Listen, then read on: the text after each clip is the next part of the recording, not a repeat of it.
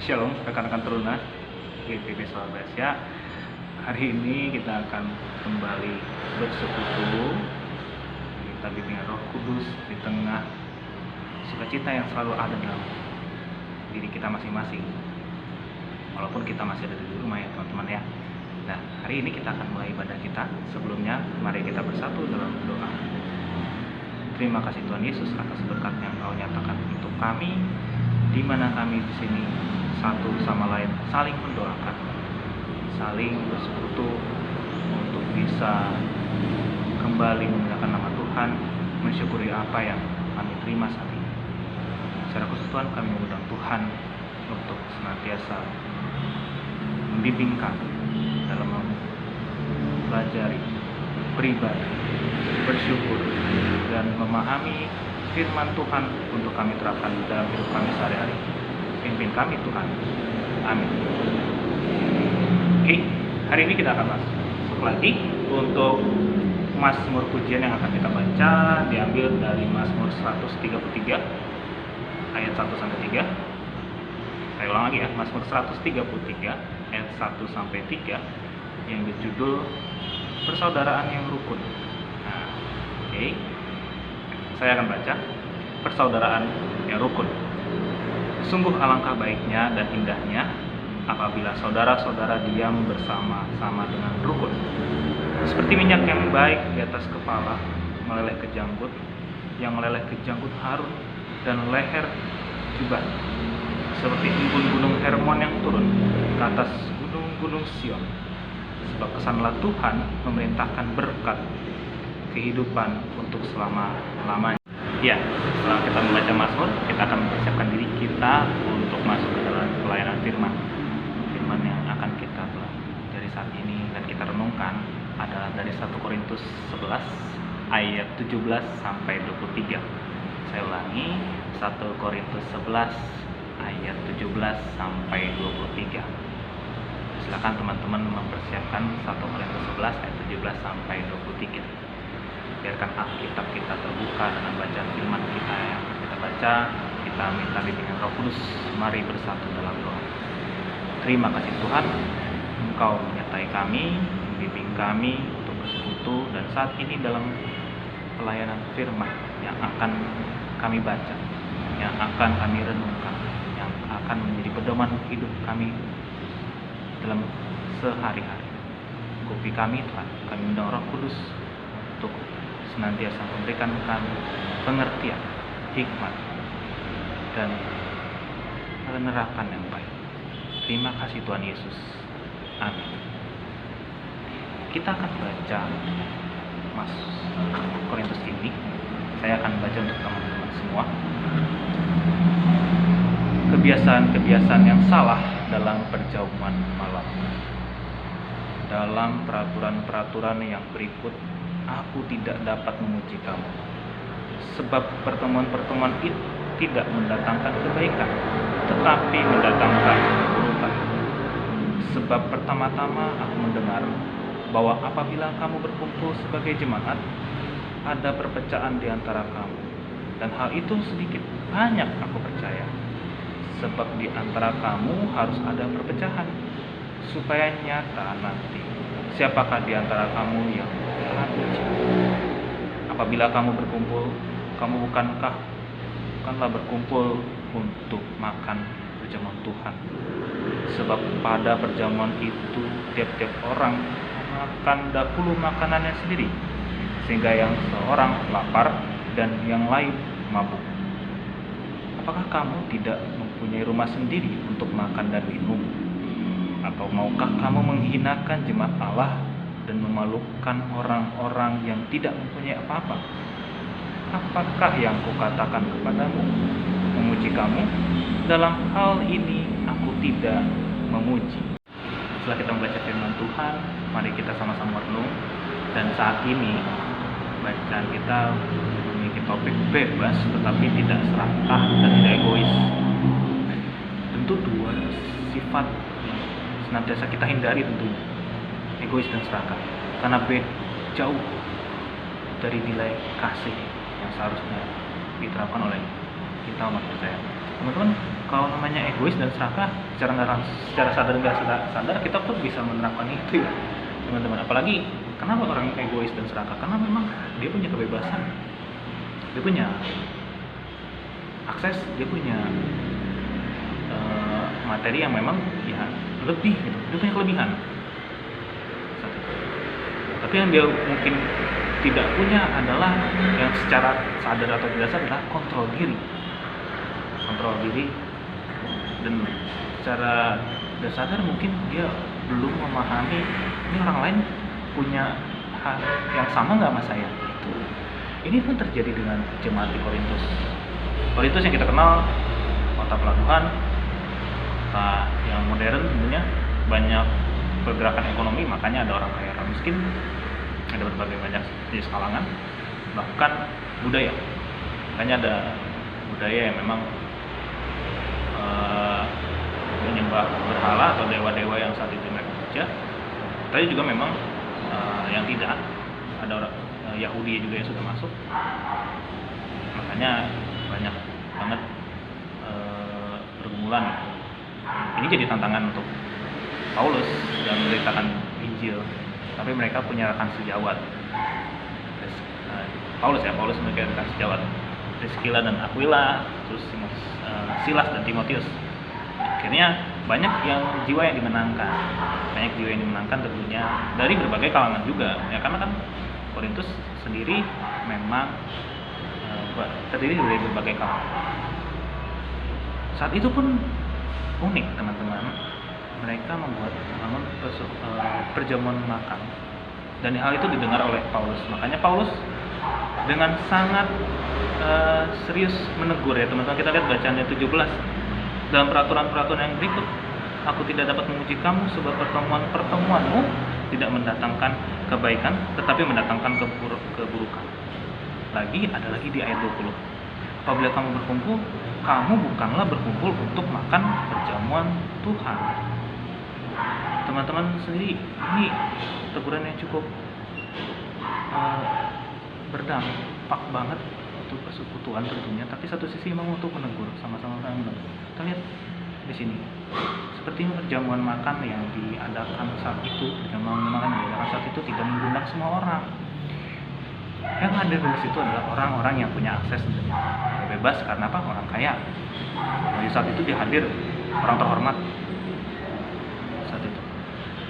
Dan ketika dia punya kesempatan saat dia makan, ya sudah, dia bukan itu, ya dia pergunakan kebebasannya itu sampai akhirnya orang yang mungkin dia nggak punya terus telat datang untuk ikut perjamuan itu juga, padahal ini perjamuan persekutuan ya, tapi ya karena mereka makin nggak bisa akses ya makin jadi dihina, teman-teman.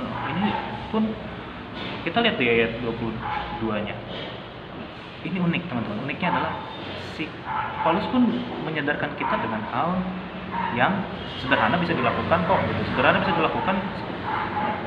Itu adalah, apakah kamu tidak mempunyai rumah sendiri untuk makan dan minum? Terus ataukah kamu mau menghina jemaat Allah dan memalukan orang-orang yang tidak punya apa-apa gitu? Nah, tegur kan? Nah, kalau kamu punya itu di rumah sana, kenapa kamu ngambil yang mungkin seharusnya orang lain juga punya, orang lain peroleh? Ini jadi perhatian untuk kita semua. Maka dari itu, Paulus juga menekankan kalau dalam kejadian ini dengan kebebasan yang kita punya, kita pernah diuji. 19 saya baca ya, sebab di antara kamu harus ada perpecahan, supaya nyata nanti siapakah di antara kamu yang tahan uji. Nah, gitu.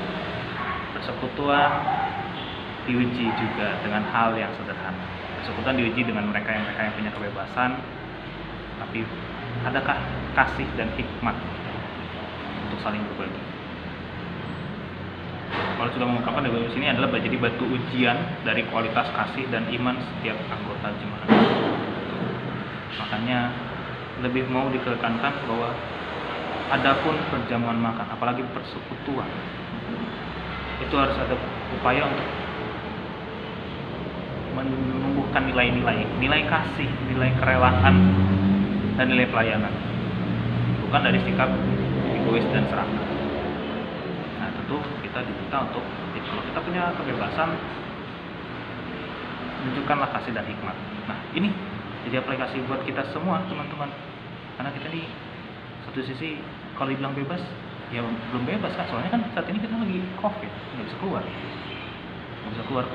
Jadi mau gimana rapinya? Mungkin kita terbatas karena kita di rumah.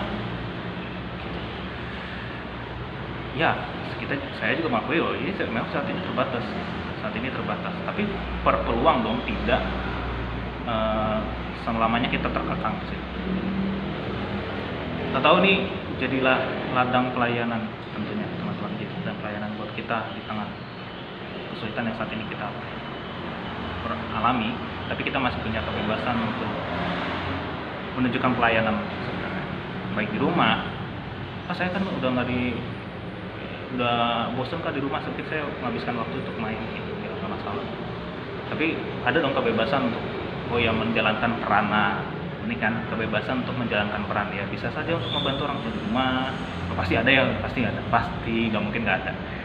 Terus mau melayani kakak atau adiknya, atau saat ini juga mau mempergunakan waktunya untuk belajar misalnya, itu tentu jadi peran.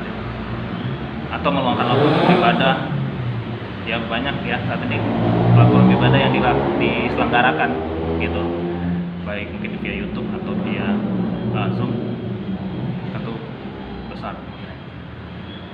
Ini juga kita diminta untuk bisa memikirkan perasaan, kebutuhan, dan harapan orang lain.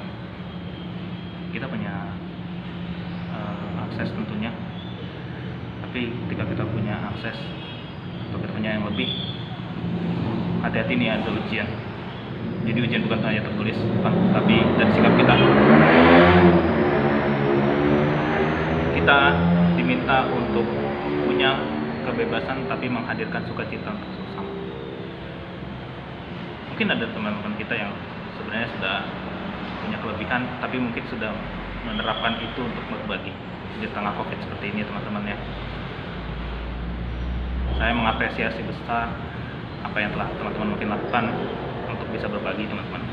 Atau yang kita masih di rumah aja, ya nggak apa-apa, justru di rumah aja pun sudah menolong sesama supaya tidak banyak tertular. Itu berpotensi untuk menularkan kalau kita punya resiko. Atau misalnya kita saat ini kesulitan untuk akses internet misalnya, contoh seperti itu. Ya nggak menutup kemungkinan karena teman-teman ada yang punya kesulitan untuk akses internet. Misalnya ya untuk kebutuhan sehari-hari masih ada yang cukup kurang, nggak menutup kemungkinan itu terjadi. Nah teman-teman, kita juga diminta untuk karena kita punya akses, teman kita nggak punya, misalnya contoh, ya mungkin kita bisa ngajak mereka lagi untuk sama-sama bersekutu juga tentunya. Ini bukan hanya makan ya teman-teman ya, tapi biasanya dalam settingnya adalah bersekutu. Ada yang memiliki platform yang memungkinkan kita bersama, tapi ada juga yang mungkin tidak memiliki platform karena memang tidak kompatibel, atau memang ini memakan besar kuota misalnya, contoh ya, dan jadi dia agak kesulitan untuk ikut. Nah kita coba untuk sama-sama saling mendoakan, saling menolong. Bisa kok, jangan pakai platform ini tapi pakai platform yang lain, bisa teman-teman, dalam bentuk persekutuan. Ya banyak gerakan-gerakan yang mungkin kalian sudah melakukan, misalnya contoh ya saat memesan makanan secara online, kalian bantu untuk yang mengantarkannya, misalnya contoh seperti itu. Ya banyak gerakan-gerakan yang jadi lahan kita ya, misalnya untuk sumbangan untuk gereja atau persekutuan yang lain, kita masih bisa ambil andil tentunya. Tentu yang kita harapkan adalah kita bisa saling mendoakan dan menerapkan kebebasan yang benar. Ingat teman-teman, mendoakan berarti kita minta penyertaan Tuhan untuk saya punya kebebasan tapi saya pengen jangan sampai egois dan serakah itu muncul. Maka saya minta bimbingan Tuhan untuk menunjukkan sikap kasih dan iman. Maka mintalah dengan doa.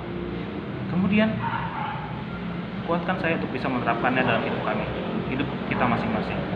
Di saat ada kesempatan, kalian punya kebebasan, tapi kalian mengorbankan kebebasan itu bisa bersama dengan orang lain. Itu pesan. Maka satu sama lain kita bisa saling mendoakan teman-teman. Kita yang memiliki kebebasan berharap orang lain juga punya kebebasan, maka kita pun bisa menolong mereka. Walaupun kak saya masih belum punya kebebasan itu kak, misalnya saya ya bingung kak mau keluar juga beresiko, maka berdoa pun menjadi suatu upaya kita. Gitu. Teman-teman, jadilah orang teruna yang memiliki kebebasan yang berlandaskan kasih dan hikmat, menghindari sikap keegoisan dan keserakahan. Tuhan memberkati kita. Amin. Setelah kita membaca firman Tuhan, mari kita sama-sama renung.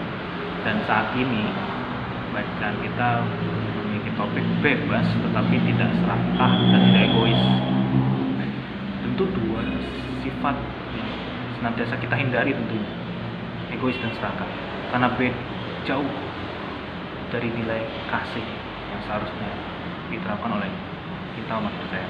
Teman-teman, kalau namanya egois dan serakah secara sadar nggak sadar kita pun bisa menerapkan itu ya teman-teman. Apalagi kenapa orang egois dan serakah? Karena memang dia punya kebebasan, dia punya akses, dia punya materi yang memang ya lebih gitu. Dia punya kelebihan. Tapi yang dia mungkin tidak punya adalah yang secara sadar atau tidak sadar kontrol diri dan secara tidak sadar mungkin dia belum memahami ini orang lain punya hal yang sama nggak sama saya. Ini pun terjadi dengan jemaat di Korintus yang kita kenal kota pelabuhan, kota yang modern tentunya, banyak pergerakan ekonomi, makanya ada orang kaya, orang miskin, ada berbagai banyak jenis kalangan, bahkan budaya. Makanya ada budaya yang memang menyembah berhala atau dewa-dewa yang saat itu mereka kerja. Tapi juga memang yang tidak, ada orang Yahudi juga yang sudah masuk. Makanya banyak banget pergumulan. Ini jadi tantangan untuk Paulus dalam memberitakan Injil. Tapi mereka punya rekan sejawat. Paulus memiliki rekan sejawat, Priscilla dan Aquila, terus Silas dan Timotius. Akhirnya banyak jiwa yang dimenangkan tentunya dari berbagai kalangan juga. Ya karena kan Korintus sendiri memang terdiri dari berbagai kalangan. Saat itu pun unik teman-teman. Mereka membangun perjamuan makan, dan hal itu didengar oleh Paulus. Makanya Paulus dengan sangat serius menegur ya teman-teman. Kita lihat bacaannya 17 dalam peraturan-peraturan yang berikut. Aku tidak dapat memuji kamu sebab pertemuanmu tidak mendatangkan kebaikan tetapi mendatangkan keburukan. Ada lagi di ayat 20. Apabila kamu berkumpul, kamu bukanlah berkumpul untuk makan perjamuan Tuhan. Teman-teman sendiri, ini teguran yang cukup berdampak banget untuk persekutuan tentunya, tapi satu sisi memang untuk menegur, sama-sama menegur. Kita lihat di sini, seperti perjamuan makan yang diadakan saat itu, tidak mengundang semua orang. Yang hadir di situ adalah orang-orang yang punya akses tentunya. Ya, bebas karena apa? Orang kaya. Jadi saat itu dia hadir orang terhormat. Dan ketika dia punya kesempatan saat dia makan ya sudah, dia bukan itu ya, dia pergunakan kebebasannya itu sampai akhirnya orang yang mungkin dia nggak punya terus telat datang untuk ikut perjamuan itu juga, padahal ini perjamuan persekutuan ya, tapi ya karena mereka makin nggak bisa akses ya makin jadi dihina teman-teman. Ini pun kita lihat di ayat 22-nya.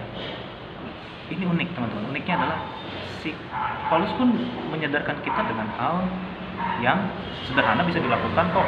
Sederhana bisa dilakukan. Itu adalah, apakah kamu tidak mempunyai rumah sendiri untuk makan dan minum? Terus ataukah kamu mau menghina jemaat Allah dan memalukan orang-orang yang tidak punya apa-apa gitu. Nah, tegur kan. Nah, kalau kamu punya itu di rumah sana, kenapa kamu ngambil yang mungkin seharusnya orang lain juga punya, maksudnya orang lain peroleh. Ini jadi perhatian untuk kita semua. Maka dari itu Paulus juga menekankan kalau dalam kejadian ini dengan kebebasan yang kita punya, kita pernah diuji. 19 saya baca ya, sebab di antara kamu harus ada perpecahan, supaya nyata nanti siapakah di antara kamu yang tahan uji. Persekutuan diuji juga dengan hal yang sederhana. Persekutuan diuji dengan mereka yang punya kebebasan, tapi adakah kasih dan hikmat untuk saling berbagi?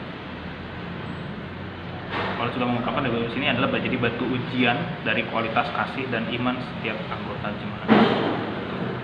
Makanya lebih mau ditekankan bahwa adapun perjamuan makan, apalagi persekutuan, itu harus ada upaya untuk menumbuhkan nilai kasih, nilai kerelaan, dan nilai pelayanan, bukan dari sikap egois dan serakah. Nah, tentu kita diminta untuk kalau kita punya kebebasan, tunjukkanlah kasih dan hikmat. Nah, ini jadi aplikasi buat kita semua, teman-teman. Karena kita di satu sisi kalau dibilang bebas, ya belum bebas kan, soalnya kan saat ini kita lagi COVID, nggak bisa keluar. Jadi mau gimana rapinya? Mungkin kita terbatas karena kita di rumah. Ya, saya juga mengakui ini memang saat ini terbatas. Tapi perpeluang dong, tidak selamanya kita terkekang ke situ.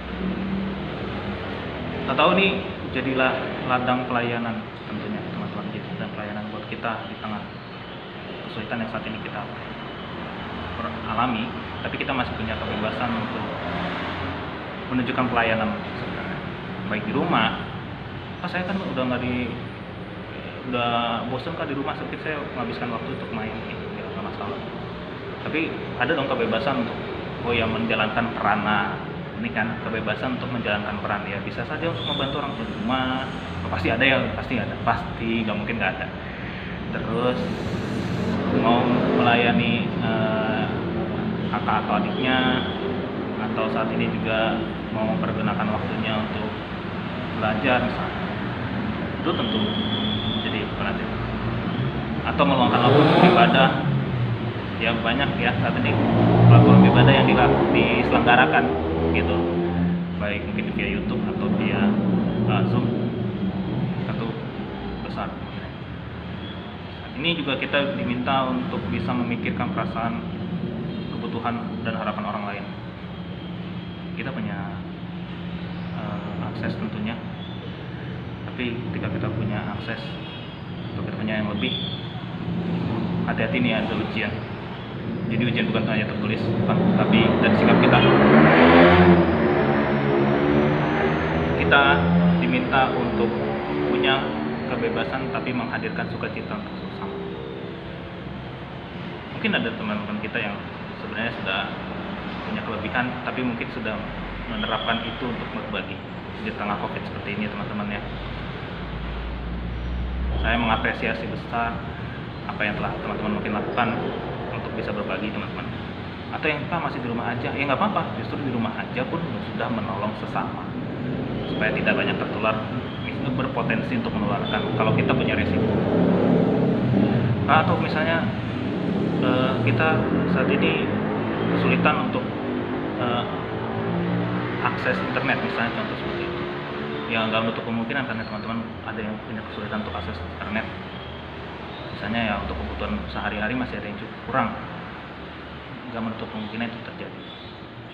Nah teman-teman, kita juga diminta untuk karena kita punya akses, teman kita nggak punya, misalnya contoh, ya mungkin kita bisa ngajak mereka lagi untuk sama-sama bersekutu juga tentunya. Ini bukan hanya makan ya teman-teman ya, tapi biasanya dalam settingnya adalah bersekutu. Ada yang memiliki platform yang memungkinkan kita bersama, tapi ada juga yang mungkin tidak memiliki platform karena memang tidak kompatibel, atau memang ini memakan besar kuota misalnya contoh ya, dan jadi dia agak kesulitan untuk ikut. Nah kita coba untuk sama-sama saling mendoakan, saling menolong. Oh bisa kok, jangan pakai platform ini tapi pakai platform yang lain, bisa teman-teman, dalam bentuk persekutuan. Ya banyak gerakan-gerakan yang mungkin kalian sudah melakukan, misalnya contoh ya saat saat memesan makanan secara online, kalian bantu untuk yang mengantarkannya, misalnya contoh seperti itu. Ya banyak gerakan-gerakan yang menjadi lahan kita ya, misalnya untuk sumbangan ke gereja atau persekutuan yang lain, kita masih bisa ambil andil tentunya. Tentu yang kita harapkan adalah kita bisa saling mendoakan dan menerapkan kebebasan yang benar. Ingat teman-teman, mendoakan berarti kita minta penyertaan Tuhan untuk saya punya kebebasan tapi saya pengen jangan sampai egois dan serakah itu muncul. Maka saya minta bimbingan Tuhan untuk menunjukkan sikap kasih dan iman. Maka mintalah dengan doa. Kemudian kuatkan saya untuk bisa menerapkannya dalam hidup kita masing-masing. Di saat ada kesempatan, kalian punya kebebasan, tapi kalian mengorbankan kebebasan itu bisa bersama dengan orang lain. Itu pesan. Maka satu sama lain kita bisa saling mendoakan teman-teman. Kita yang memiliki kebebasan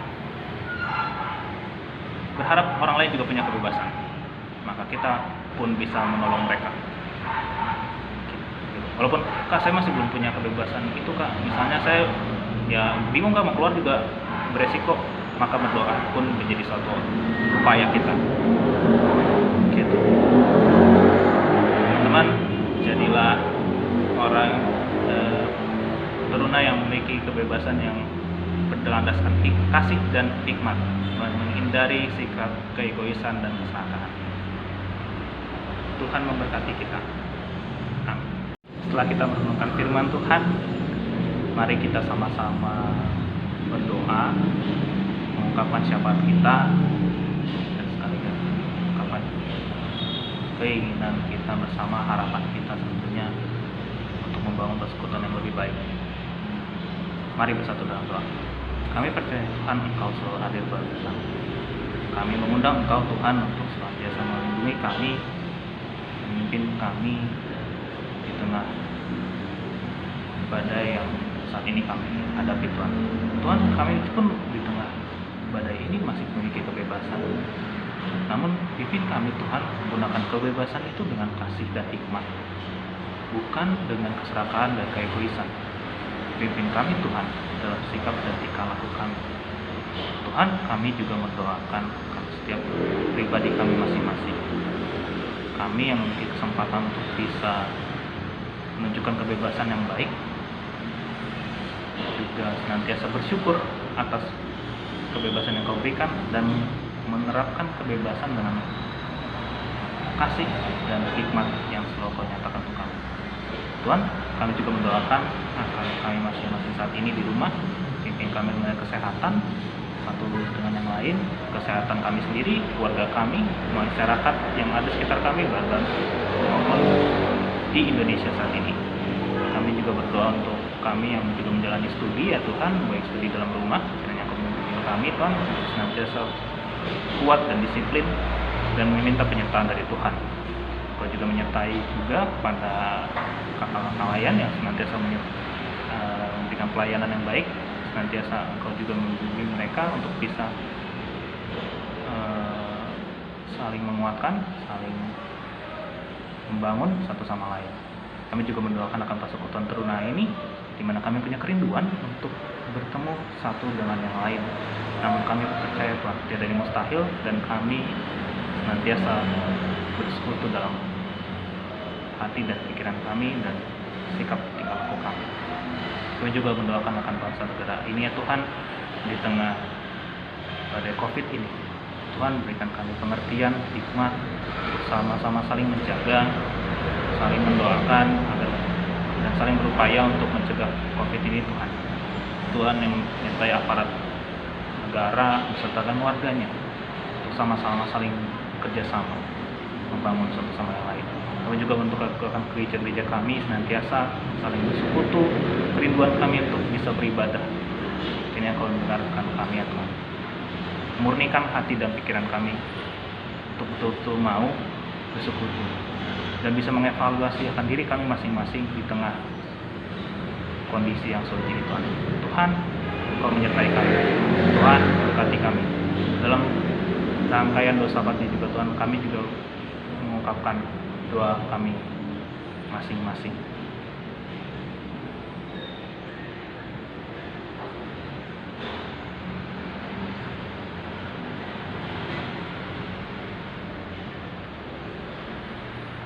Terima kasih Tuhan, Engkau mendengarkan kami dengan doa yang senantiasa diungkapkan kepadamu. Kiranya Engkau menyertai kami, membimbing kami, karena Engkaulah yang memberikan kami jalan yang keluar selama kami senantiasa beriman dan percaya kepada Tuhan. Dengarkanlah doa kami ya Tuhan Yesus, yang telah membimbing kami dan menyertai kami. Dalam nama Bapa yang telah mengasihi kami selalu. Amin.